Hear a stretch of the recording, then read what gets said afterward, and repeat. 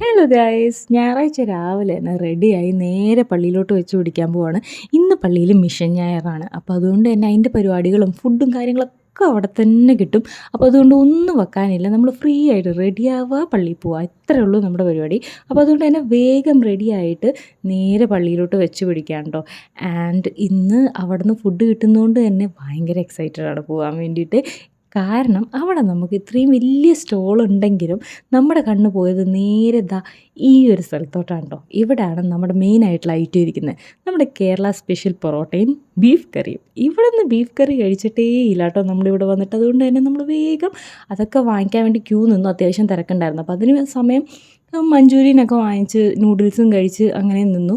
Beef parotta കൈ കിട്ടിയതോടെ നമ്മൾ നേരെ സ്ഥലം വിട്ടു കേട്ടോ. വീട്ടിൽ ചെന്ന് അതങ്ങോട്ട് കഴിച്ചപ്പോൾ അന്തസ്. നമ്മുടെ നാട്ടിലത്ര പൊറോട്ടയൊക്കെ ടേസ്റ്റ് വന്നില്ലെങ്കിലും ബീഫ് കറി ഒരു രക്ഷയില്ലാതിരുന്നു കേട്ടോ. എന്ത് രസമായിരുന്നു അറിയോ. Okay, by.